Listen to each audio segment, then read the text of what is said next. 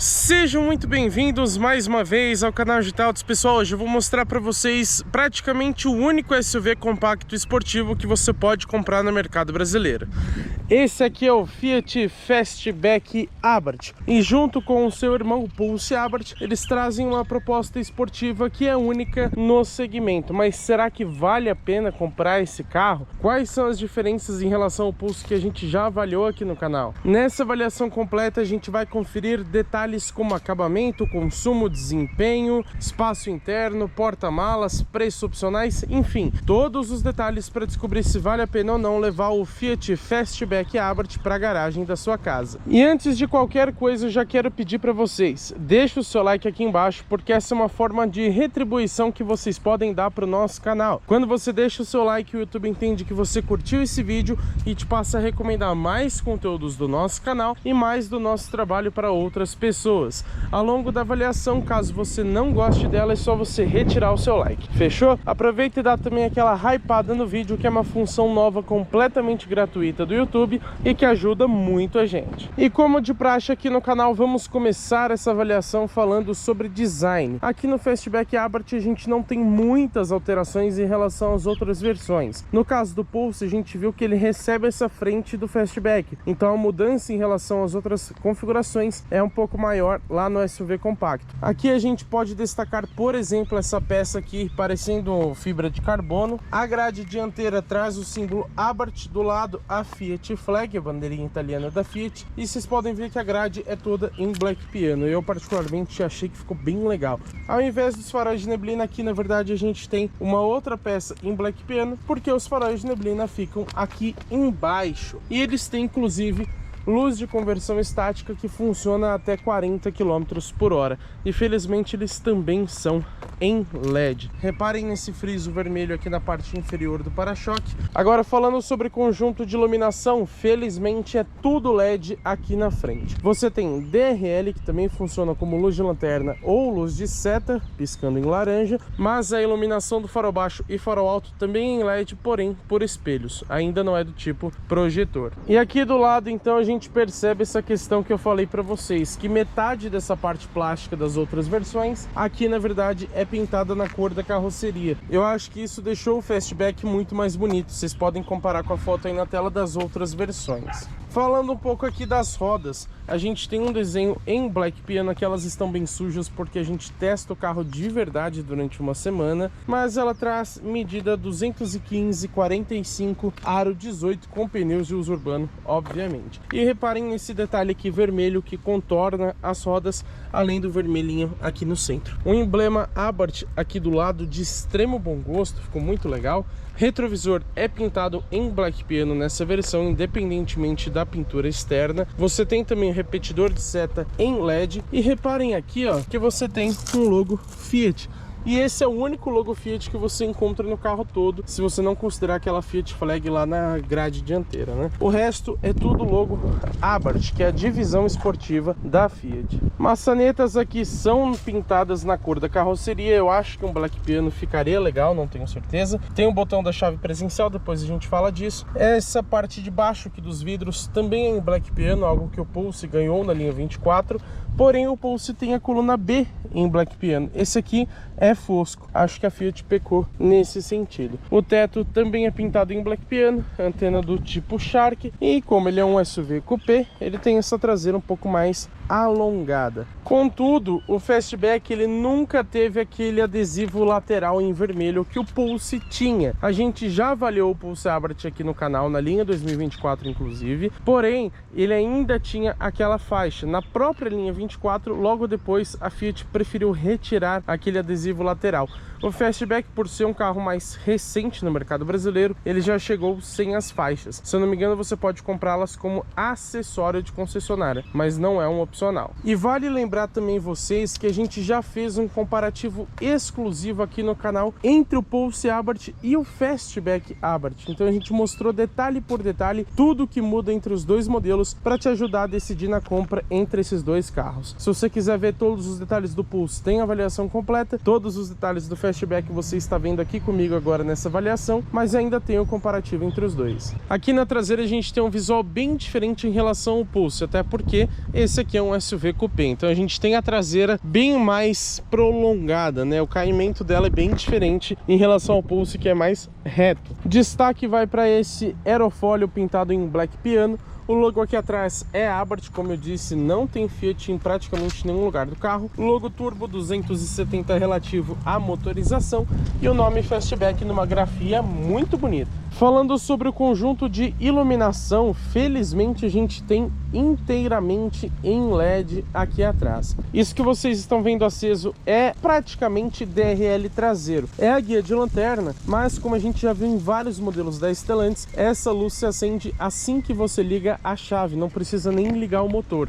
Então funciona como se fosse um DRL atrás, digamos assim. Iluminação de seta, de ré e de freio também 100% em LED. Só não tem lanterna de neblina traseira. Gosto muito das lanternas traseiras do Fastback porque é em LED em todas as versões. Mais abaixo você encontra um para-choque bem pronunciado, com aquelas saias mais esportivas, e ao contrário do Pulse, a saída de escapamento também é dupla, porém ela é separada. Conjunto mecânico: nessa versão esportiva, o Fastback Abarth utiliza o motor 1.3 T270, ou seja, o Turbo Flex de 4 cilindros em linha, que a gente já conhece de vários outros modelos da Stellantis. Inclusive, esse carro tem uma versão chamada Limited Edition Powered by Abarth. Apesar do Abarth no nome, a única semelhança é justamente o trem de força, ou seja, o conjunto mecânico. Vale lembrar para vocês que esse motor tem injeção direta e rende até 185 cavalos no etanol e 180 na gasolina, que é o nosso caso. Isso tudo disponível a 5.750 rotações. Já o torque é sempre de 27,5 com ambos os combustíveis e disponível em apenas 1.750 RPM, o que garante mais agilidade para esse carro. Só para um efeito de comparação, o Volkswagen Polo GTS tem 150 cavalos e 25,5 de torque, ou seja, os números aqui são consideravelmente maiores. Também devo citar que a transmissão é automática convencional de 6 marchas e a tração é somente dianteira, mas o mais legal desse conjunto mecânico é, sem dúvidas, o ronco do escapamento. Escutem aí.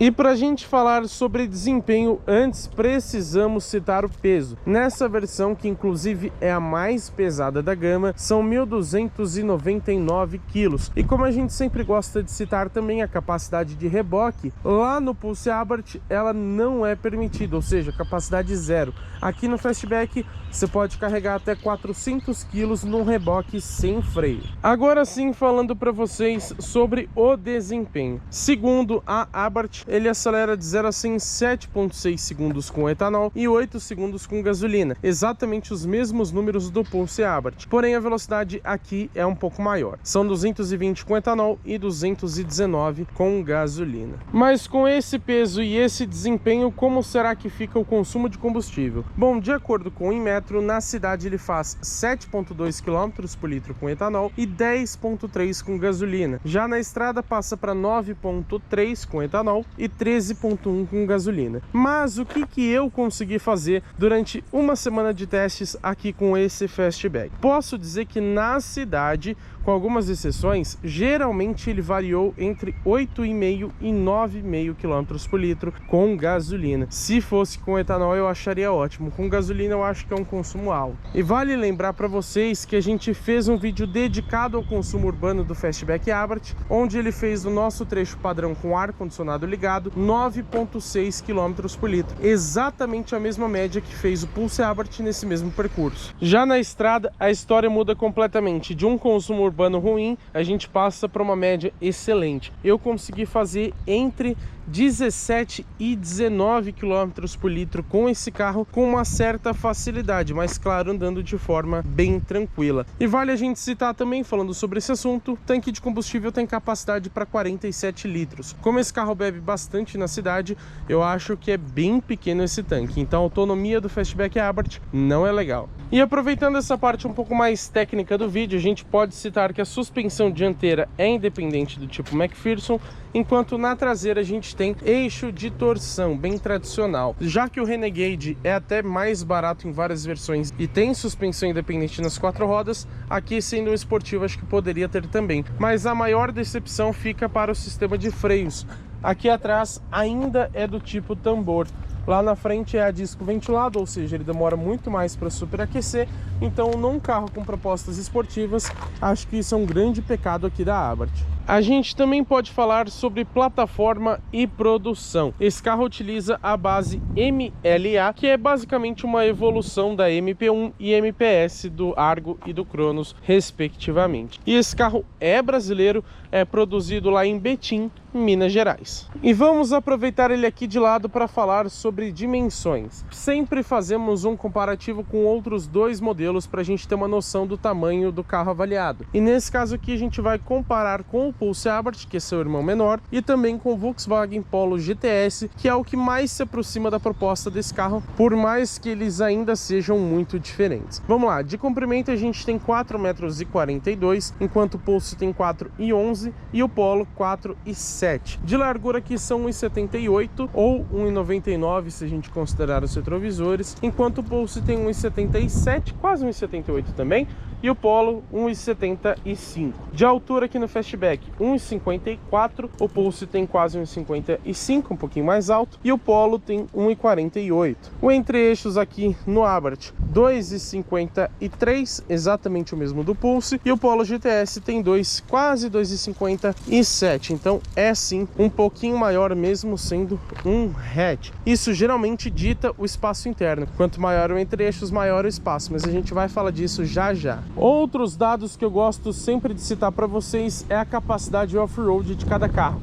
Temos aqui um esportivo, tração dianteira, então nada de fazer um off-road pesado com ele. Mas esses números ajudam na superação de obstáculos diários. Então lombada, valeta, se você precisar subir uma guia ou algo desse tipo. Temos então uma altura mínima em relação ao solo de bons 18,7 centímetros, enquanto o número entre os eixos, se a gente for considerar, é de 21,5 centímetros em relação ao solo. O ângulo de entrada, também conhecido como ângulo de ataque, aqui na frente de 20 graus, o ângulo de saída, ou o ângulo traseiro, 22,6, esse não é muito grande porque a traseira é mais alongada, e o ângulo central, também conhecido como ângulo de rampa, 20,7 graus. A gente tem também como informação a capacidade de imersão na água, que é de somente 40 centímetros. Para um esportivo tá tudo bem. Esse aqui é o interior do Fiat Fastback Abarth. Vamos conferir como que é o acabamento?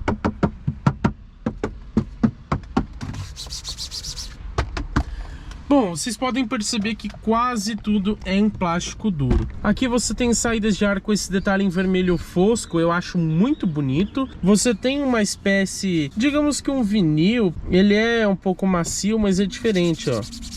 Ele imita fibra de carbono, se separarem pelo desenho, com as costuras vermelhas. Um pequeno porta-objetos aqui embaixo. Esse vermelho fosco continua aqui no painel até lá a outra saída. A gente tem um embleminha Abarth. Lembrando que essa não é uma versão limitada, então não tem o número da unidade, tá? É só a plaquetinha Abarth mesmo. Aquela espécie de vinil continua, que eu achei muito legal. Isso o Pulse Abarth não tinha no passado, ele ganhou também posteriormente. Na porta a gente encontra, ó, quase tudo é plástico duro, somente essa pequena região é em couro, e é um couro assim, não muito macio. Pelo menos tem a costura vermelha, assim como o restante do carro. Esse plástico ele tem umas ondulações aqui para dar um desenho um pouco diferente. Essa parte toda é em black piano, inclusive a maçaneta. Um pequeno nicho aqui que te ajuda a até mesmo abrir a porta. Tem rebatimento elétrico dos retrovisores, basta você deixar aqui no meio e apertar para a direita, que ele vai então fechar. Se você apertar para a esquerda, ele vai abrir. Aqui o alto-falante do carro e um pequeno porta-objetos aqui embaixo. Por que que eu digo pequeno? Por que que eu digo pequeno? Eu sempre tento colocar uma garrafa de 1,5 litro.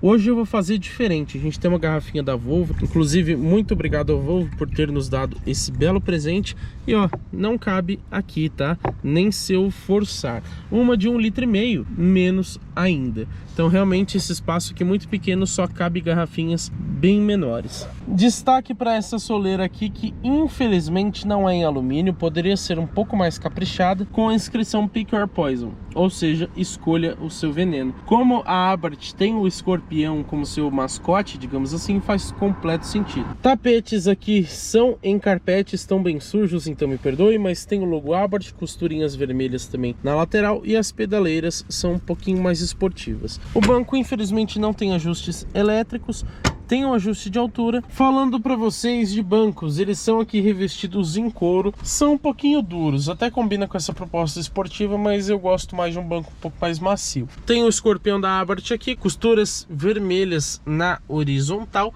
mas não tem ventilação nem aquecimento. Detalhe aqui, ó, vermelhinho também no apoio de cabeça, tem ajuste de altura pro cinto. Aqui em cima tem alça de mão, mas que não volta suavemente. E vamos falar do porta-luvas. Reparem que ele até desce suavemente. Você tem um espaço bem grande, mas não tem iluminação e muito menos resfriamento. Reparem outra coisa, ele fica um pouco desalinhado. Essa unidade aqui tá até menos, ó, mas reparem que era para ele ficar um pouquinho mais para cima em relação à continuidade ali do plástico. Ele é digital, porém não é dual zone, ou seja, você tem que escolher a mesma temperatura para o motorista e para o passageiro. E você faz o comando da temperatura por aqui, ó. Quando você tem esse LED aceso, você está controlando a temperatura, conforme ele informa ali pra gente na multimídia. Se eu clicar outra vez, ó, apagou o LED, agora eu controlo a ventilação, vocês perceberam, né? É algo legal, mas ao mesmo tempo, você tendo essa dupla função, às vezes você vai fazer um comando rápido aqui de temperatura, acaba mexendo na ventilação sem querer. Então, não é super prático, mas ainda que tenha o comando físico, a Fiat está de parabéns. E vocês podem reparar que a gente tem esses comandos físicos aqui embaixo relativos ao ar, mas você pode mexer tudo pela central multimídia se você preferir. Então, ó, aqui eu consigo regular a ventilação, o ar-condicionado em si. Aqui tem uma função de ar-condicionado máximo, se vocês repararem. Só que eu acho que faltou essa função em botão. Você tem só o máximo para o desembaçamento, mas não para o ar em si. Que você regula a posição e também a temperatura. Então é legal que você tenha dois modos de fazer essa mudança no ar-condicionado. Continuando mais aqui abaixo, a gente pode destacar algumas outras funções. Então, para você desligar o controle de estabilidade, o sensor de estacionamento dianteiro e traseiro, o assistente de faixa. E detalhe, pessoal, esse aqui você tem que desligar toda vez que você liga o carro, caso você não goste dele, senão é só você deixar. Aqui você apaga a tela da central multimídia. Mais abaixo a gente tem um carregador de celular por indução com ventilação. Falta aquela luz que a gente tem lá na Fiat Toro Vulcano, se eu não me engano, porém tem a refrigeração. Então, se você estiver usando a ventilação ou o ar-condicionado, ele vai soltar um jato de ar frio aqui para o seu celular. O que é legal? Mesmo se você colocar a temperatura mais alta no quente, esse ar que sai aqui continua sendo gelado. Duas entradas USB, uma do tipo A, outra do tipo C. Console central aqui é em black piano. Manopla de transmissão já bem conhecida com o logo do escorpião. Coifa em couro com detalhe vermelho. Você tem o modo manual aqui pela transmissão se você quiser. Freio de estacionamento eletrônico com função auto-hold, ou seja, aquela que segura o freio até você pisar no acelerador. Dois porta-copos aqui que eu acho pequenos, então essa garrafinha aqui da Volvo também não cabe, ó, só se eu forçar muito aí vai estragar ela. Mas pelo menos você tem um ajuste aqui, então copos um pouquinho maiores, eles vão ficar bem presos. E olha que legal, além dos dois porta-copos, você pode puxar aqui para cima se você quiser, e você tem um compartimento escondido aqui embaixo. Mais atrás, apoio de braço em couro que tem ajuste de profundidade, porém não tem ajuste de altura. E reparem, faz bastante barulho de acabamento, né? Ele pelo menos abre e você tem aqui um compartimento que não é refrigerado, bem que poderia ser, mas que tem bastante espaço e até mesmo esse tapetinho de carpete aqui embaixo para ajudar a diminuir os barulhos de acabamento. Região aqui de cima, teoricamente você tem dois tweeters, depois eu vou falar um pouco melhor disso. O revestimento do teto é também escurecido. Aqui no quebra-sol você tem um porta-documentos, tem tampão, tem o espelhinho, mas não tem iluminação.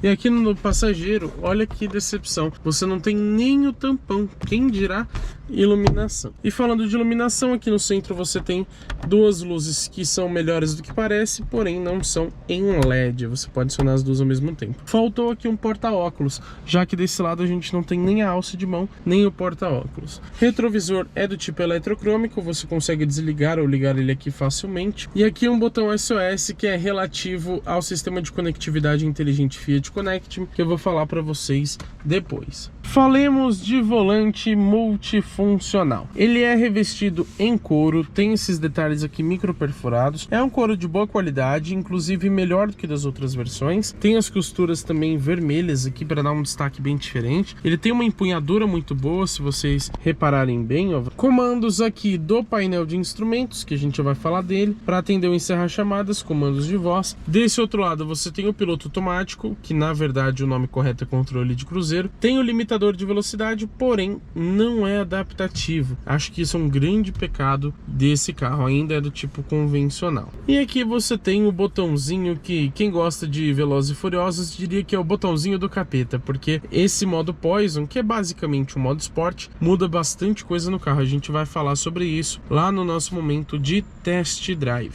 Detalhes em Black Piano, inclusive aqui embaixo a base é mais achatada, porém eu acho que esse volante ele é grande demais. Pelo menos ele tem ajuste de altura e profundidade, o que melhora um pouco. E você tem também, claro, em um carro esportivo, os pedal shifts para trocar de marcha aqui pelas famosas borboletas. A haste de seta aqui já é bem conhecida de vários modelos da Stellantis, e reparem que ela é um pouco molenga, então às vezes você vai dar seta e acaba puxando o farol alto sem querer. E o que eu não gosto é que o comando dos faróis fica aqui, então você tem o modo automático, desligado e farol baixo. Não tem comando de lanterna, justamente porque na frente você tem sempre o DRL quando liga o carro, nem precisa ligar o motor, e lá atrás você tem a lanterna que sempre fica acesa também. E aqui para você acionar ou desacionar o farol de neblina dianteiro. Desse lado aqui no comando dos limpadores, apesar de não ter o azinho aqui do automático, ele tem sim o sensor de chuva também. E um detalhe que eu gosto muito, quando você for sair do carro, desligou a ignição, você pode puxar aqui o farol alto para selecionar quanto tempo os faróis continuarão ligados após você fechar a última porta. Você pode selecionar até 210 segundos. Vamos falar então sobre o painel de instrumentos. A gente tem aqui uma tela totalmente digital de 7 polegadas e quando a gente aperta aqui no botão de partida, olha que legal, você tem ali uma animação ao ligar o painel. Agora foi bem rapidinho, mas deixa eu mostrar de novo para vocês, ó. Você tem ali o Abarth pulsando, né? Na central multimídia aparece o logo da marca também. Pelos comandos aqui no volante, primeiro a gente tem essa tela inicial, mas passando para a esquerda você tem um modo mais completo de informações, que seria mais esportivo. Então você tem ali do lado o nível de potência, até mesmo a força G ali na direita e a pressão do turbo. Então realmente tem bastante informações nessa versão Abarth do Fastback. Se a gente for lá para o lado direito, você tem aqui um econômetro. Então reparem que muda até mesmo essas luzes interativas das laterais e você perde aqui o conta-giros para dar lugar a um índice de economia. Outro toque para o lado, você volta lá para a tela inicial. Um toque para cima, você tem as configurações do painel. Então aqui em principal, olha que legal, a gente pode selecionar o que a gente quer aparecendo em cada lugar. Então repara que está mexendo a posição 1 lá no canto superior direito. E se a gente, por exemplo, deixar aqui em alguns lugares, reparem que ele vai mostrar pra gente o que significa essa aba. Então ele tá abrindo ali, ó.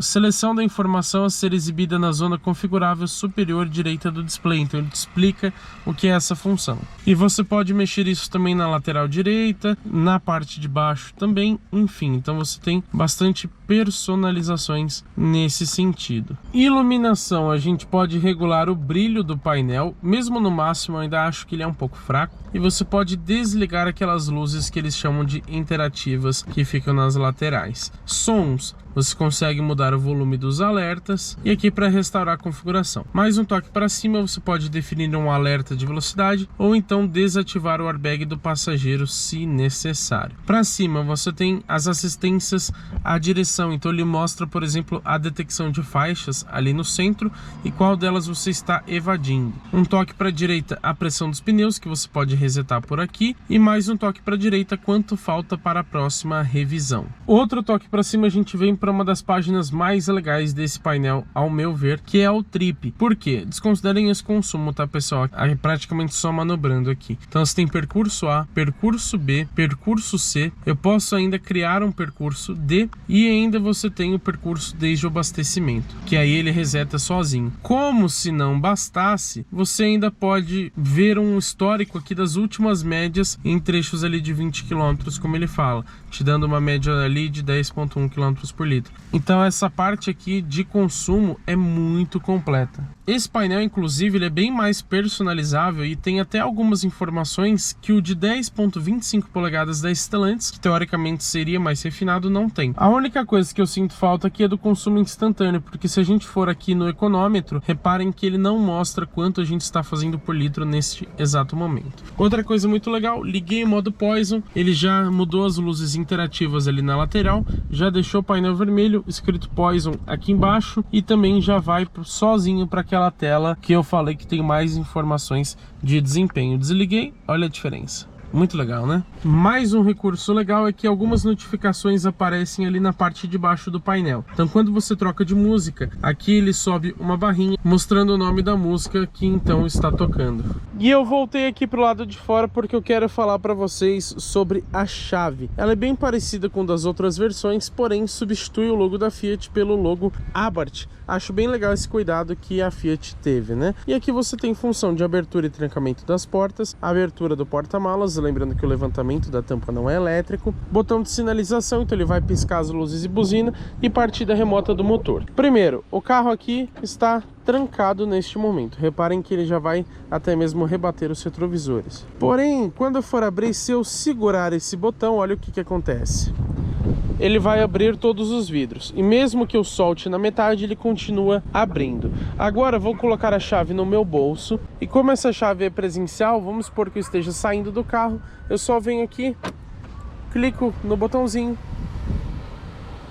sobe tudo automaticamente. E para eu abrir de forma presencial, basta eu colocar a mão aqui na maçaneta, o carro já está aberto. Agora vamos para a partida remota do motor. Eu preciso primeiro trancar o carro, então agora está trancado. E aqui apertando duas vezes, reparem que o carro está ligado. E dá para reparar bem por causa desse belíssimo ronco do escapamento, né? Mesmo parado, olha que legal. Agora vamos conferir na prática. Por que ele desligou o carro? Justamente porque a gente está com ele na reserva, ou seja, ele detecta que tem pouco combustível e ele não deixa o motor ligado justamente para não ter o risco de acabar esse combustível. Mas essa função serve para, por exemplo, você deixar o motor, digamos que aquecendo, tá? Não é bem isso, mas aquele primeiro minutinho que você tem que esperar o motor abaixar de rotação, você pode fazer isso já à distância, para assim que você entrar no carro, você já não precisar esperar nenhum momento. Mas o mais importante é em relação ao ar-condicionado. Então, dias muito quentes, ele liga o ar-condicionado sozinho, e quando você entra no carro, se antes ele já estivesse ligado, ele vai permanecer ligado. Caso contrário, ele desliga o ar-condicionado assim que você abre a porta. Vamos falar de lista de equipamentos? Bom, vou citar aqui para vocês os principais itens de série dessa versão Abarth. Bancos em couro, escapamento esportivo duplo, rodas de liga leve aro 18, tapetes em carpete com inscrição Abarth, volante multifuncional em couro com ajuste de altura e profundidade, frenagem automática de emergência, sistema de permanência em faixa com correção automática, farol alto automático, 4 airbags, então são 2 frontais e 2 laterais, ar-condicionado digital com saídas de ar traseiras, controles de tração e estabilidade, banco do motorista com ajuste de altura, banco traseiro bipartido, câmera de ré com linhas de guias dinâmicas, apoio de braço dianteiro, faróis de neblina em LED com luz de conversão estática, freio de estacionamento eletrônico com função auto-hold, lanternas traseiras full LED, assistente de partida em rampas, faróis full LED, chave presencial com partida remota do motor, sensor de pressão dos pneus, retrovisores com rebatimento elétrico, repetidores de seta e também a função tilt down lá no lado direito, que abaixa o espelho quando você engata ré, pedal shifts aqui no volante, painel digital de 7 polegadas, sensores de estacionamento dianteiros e traseiros, piloto automático convencional com limitador de velocidade, retrovisor interno eletrocrômico, sensores crepuscular e de chuva e carregador de celular por indução ventilado. E é claro que a gente tem também essa central multimídia Uconnect com tela de 10.1 polegadas, que tem conexão sem fio para Android Auto e Apple CarPlay. Também tem GPS nativo, como vocês podem conferir aqui, um GPS de excelente qualidade, se eu não me engano fornecido pela TomTom. Inclusive ele já indica até a gente encontrar um posto de combustível, visto que ele está na reserva. Essa central é bem rápida, não costuma travar, comigo não travou nenhuma vez. Você tem várias configurações, você pode inclusive criar um perfil, como a gente criou aqui pra gente, ó. Então se você divide o carro com alguém, você cria 2 perfis e as preferências de cada um você regula em cada perfil. E esse carro também tem o Fiat Connect Me, que é o sistema de conectividade inteligente da Fiat. Entre outras funções, pelo smartphone você consegue conferir a localização do carro, ver o nível de combustível, a quilometragem, definir um alerta para ele te avisar quando sair de um certo perímetro ou então quando passar de certa velocidade. Tem o botão SOS para emergência, enfim, você tem uma série de funções. Essa central também tem integração com 4 entradas USB, sendo 2 delas do tipo C, e a ficha técnica diz que são 4 alto-falantes. Mas a gente tem as saídas do Twitter. Me parece que eles também funcionam, não sei afirmar. E falando sobre o sistema de som, eu considero ele mediano. Até poderia ser um pouco melhor, ou então ter um som assinado por esse preço. Eu já vou falar de preço inclusive. Vamos aproveitar aqui para mostrar a câmera de ré para vocês. Ela tem uma qualidade relativamente boa para essa faixa de preço e tem linhas de guias dinâmicas. Então quando você vira o volante, ele também mexe essas guias para indicar onde o carro está indo. Você tem também uma função de zoom, porém não tem outras configurações. Agora um dos pontos mais importantes de todo o carro, que é o seu preço. Quanto custa o Fiat Fastback Abarth? Bom, na linha 2025 esse carro custa R$ 165.990. Lembrando que ele não tem opcionais, porém algumas cores podem adicionar valor a esse modelo. E todas elas são sólidas aqui no caso do Abarth. Porque você tem o preto Vulcano, que é a única gratuita, o branco Banquisa e o vermelho Monte Carlo, que custam R$ 990 cada uma, e você tem uma cor que a Fiat chama de especial, mas na verdade também é sólida, que é a cinza Strato, que custa R$ 1.490, que é justamente esse cinza dessa unidade que a gente está testando. Porém, você não tem nenhuma cor metálica para essa versão, não tem cor perolizada. O branco perolizado acho que ia ficar muito bonito nesse carro, e também senti falta das cores vinho. Acho que um vermelho mais escuro ficaria muito bonito, um prata e também um azul. Então, o total dessa unidade que a gente está testando com o cinza Strato vai para R$ 167.480. Aproveitando para falar sobre garantia e revisões. Aqui a gente tem 3 anos de garantia sem limite de quilometragem e as revisões acontecem a cada 10.000 quilômetros ou 12 meses, o que ocorrer primeiro. Aqui nos bancos traseiros, primeiro a gente tem essa visão mais ampla do interior, que eu gosto bastante. E vamos conferir então o acabamento dos bancos. Assim como lá na frente é em couro, não é perfurado, mas tem as costuras vermelhas aqui na horizontal. Infelizmente não temos porta-revistas aqui atrás do banco do motorista, mas temos do lado do passageiro. Outra grata surpresa, saídas de ar traseiras, inclusive com 2 tomadinhas USB, uma do tipo A, outra do tipo C. Aqui no teto você encontra luzes de cortesia, apesar de não serem individuais nem em LED, mas eu acho que faltou um apoio de braço aqui no centro. Apoio de mão, tem um cabide se você precisar pendurar alguma coisa, mas não volta suavemente. Acabamento de porta aqui atrás.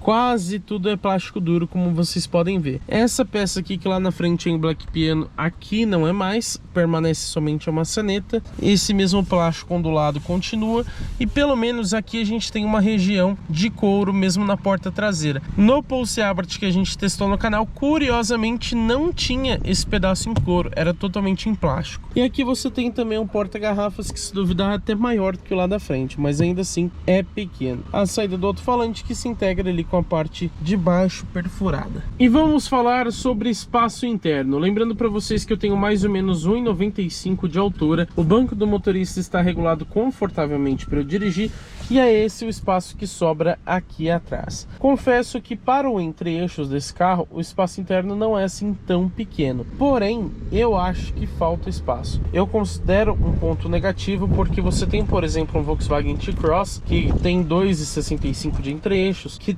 consegue entregar um espaço interno bem melhor em relação a esse aqui. Vocês separem, por exemplo, que o banco do passageiro está consideravelmente mais para frente e mesmo assim as minhas pernas ainda ficam raspando aqui no banco, aqui no encosto do banco, então eu não fico assim muito confortável. E para a cabeça, como será que fica a situação com 1,95 de altura? Bom, se eu sentar de forma mais ereta, estou literalmente empurrando o teto, porque aqui a gente tem um SUV compacto e coupé.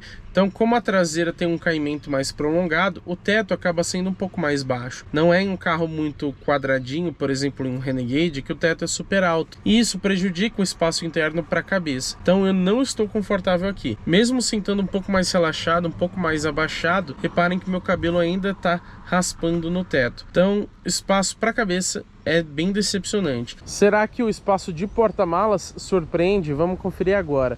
A gente tem aqui acionamento elétrico da tampa, claro, mas ela não sobe eletricamente. Ela é um pouco pesada, inclusive, porque ela é grande, né? E a gente tem aqui, primeira consideração que eu faço é em relação a esse tampão, que eu gosto muito. Por qual razão? Você pode, por exemplo, deixar ele assim, para somente facilitar a sua entrada aqui no porta-malas, não exatamente a sua, mas de cargas, né? Você pode, por exemplo, colocar ele totalmente para trás, ou então deixar ele meio dobradinho. Você tem várias opções aqui.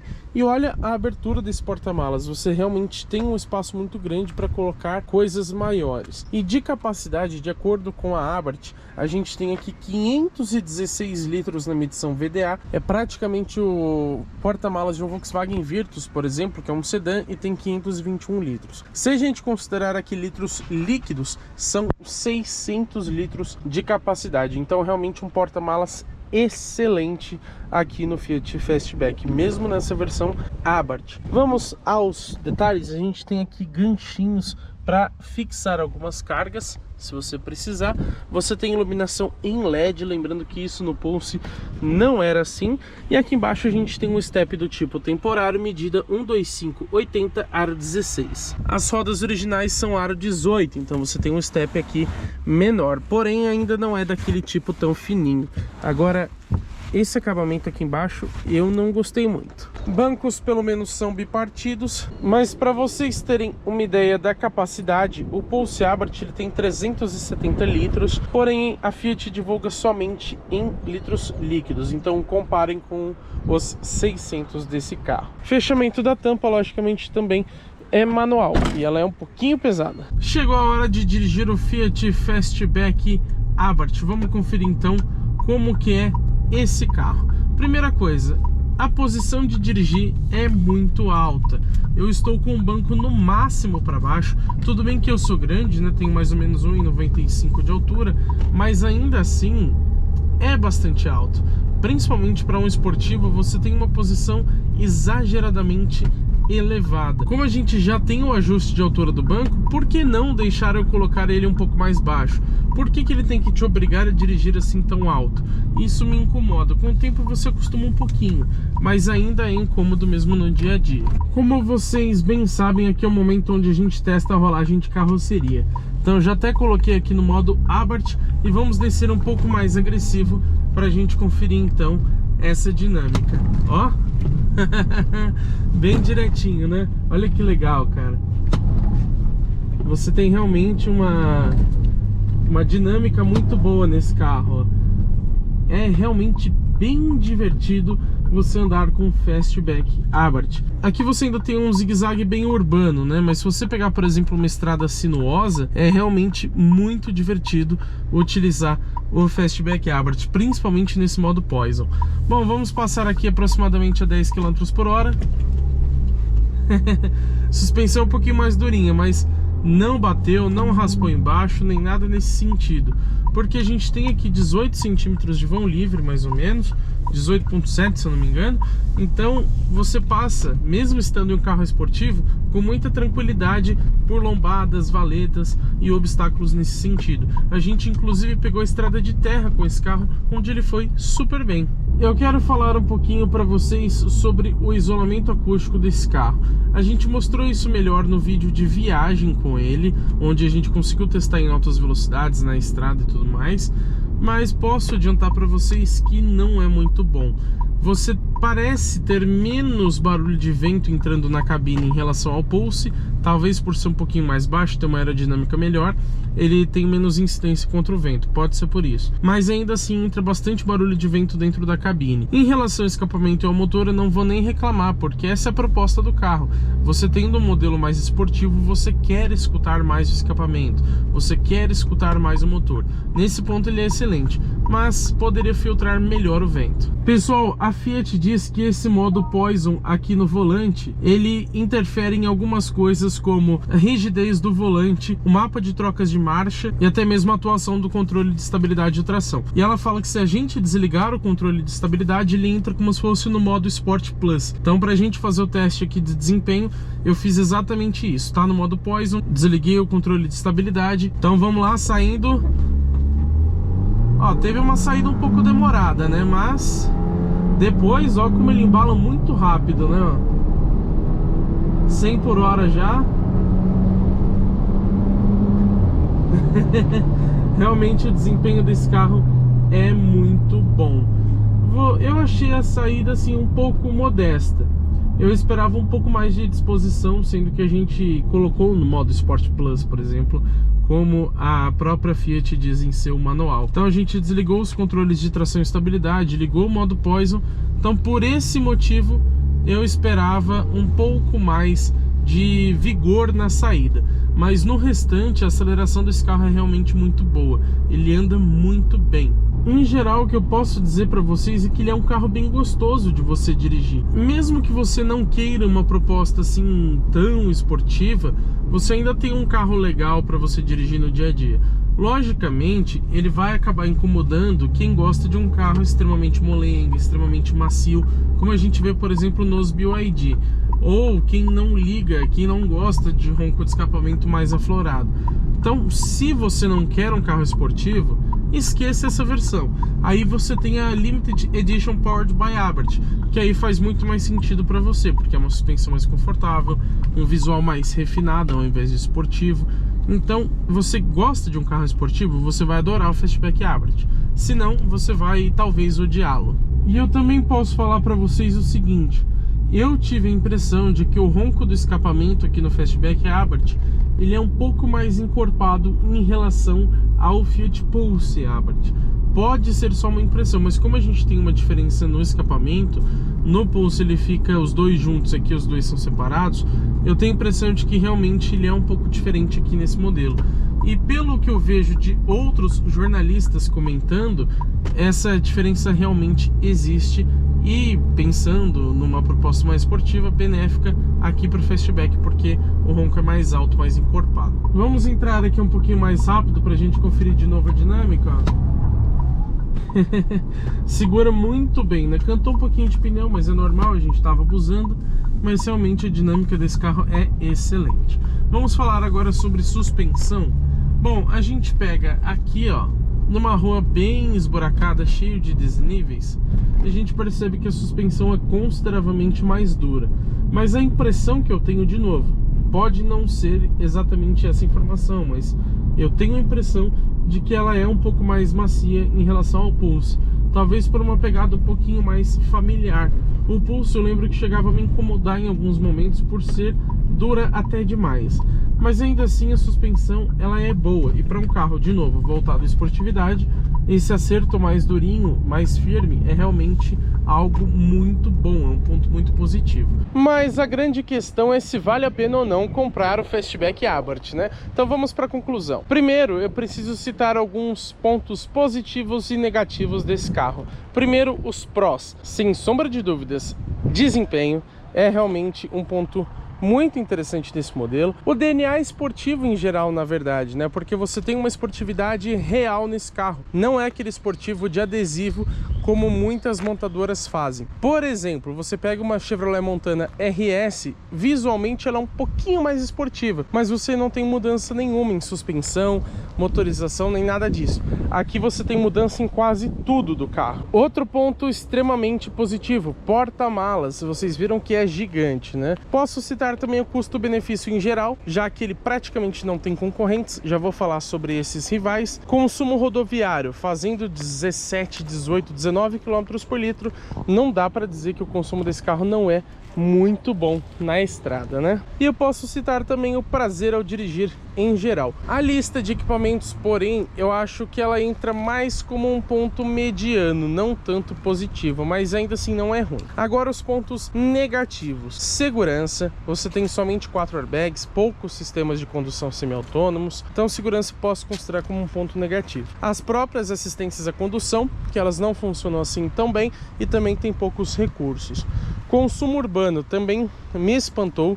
Eu achei que para um carro leve eu não teria um consumo assim tão alto. E o acabamento também. Para um carro desse valor de 166 mil reais, falta um acabamento um pouco melhor. E aqui alguns equipamentos que eu senti falta nessa versão. O primeiro deles, acho que o mais importante, ACC, piloto automático adaptativo, infelizmente não tem. Iluminação no quebra-sol do motorista e pelo menos um tampão no do passageiro, também não tem. Sensores de ponto cego, já deveria ter por esse preço, sem sombra de dúvidas, os 6 airbags. Um sistema de som assinado, eu acho que combinaria muito com essa proposta mais esportiva da versão Abarth. E também modos de condução. Ele tem um modo Poison, que seria como se fosse um modo Sport, realmente muda totalmente o carro, mas você poderia ter, sei lá, um modo Eco, um modo Conforto, algo nesse sentido. E pra gente concluir se vale a pena ou não levar esse modelo para casa, preciso citar os rivais. Quais são? Diretos mesmo, você não tem nenhum. O que mais se aproxima é o próprio Pulse, que na versão Abarth custa 152 mil reais, e o Volkswagen Polo GTS 1.4 Turbo automático, que custa 156. Porém, lá você tem um hatch compacto. Aqui você tem um SUV compacto e além disso ainda é coupé, né? Então você tem um segmento diferente. No futuro, caso a Volkswagen acorde para a vida e lance o Nivus GTS, aí sim a gente teria um concorrente direto desse carro, já que também é um SUV compacto com carroceria coupé. E a gente pode considerar como rivais um pouco mais indiretos qualquer SUV compacto dessa faixa de preço. Então você tem lá Tracker, T-Cross, Renegade, Creta, enfim, vários outros modelos. O meu resumo de tudo isso é o seguinte: se você busca um carro esportivo nessa faixa de preço, sobretudo que tenha versatilidade o suficiente para você não ficar limitado a um uso, por exemplo, em estradas de boa qualidade, ou um uso em pista, algo nesse sentido, você só tem o Fiat Fastback ou então o Pulse, sendo que o Fastback é um pouco mais versátil ainda. E como a gente mostrou no nosso comparativo exclusivo entre o Fiat Pulse e o Fiat Fastback Abarth, a gente percebe que o Coupé ele tem mudanças importantes em relação ao SUV convencional. E isso melhora o produto em si em relação ao seu irmão. O único porém é que antes a diferença entre eles era de apenas 10 mil reais. Hoje o Fastback está mais caro e a diferença é de 14 mil reais. Então acho que por essa diferença um pouco maior, deveria trazer já mais equipamentos que o irmão. Posso dizer então é que não tem outro carro nessa faixa de preço com essa proposta esportiva e um porta-malas gigantesco como esse. Então, se você quer um esportivo, basta comprar o Fiat Fastback Abarth e ser feliz com o seu novo carro. E é claro que eu não posso deixar de agradecer a todo o pessoal da Stellantis, em especial aqui da Fiat e Abarth, por terem emprestado esse carro para a gente testar durante uma semana. Somente por conta disso a gente consegue trazer conteúdos tão completos e detalhados para vocês aqui no canal GT Autos.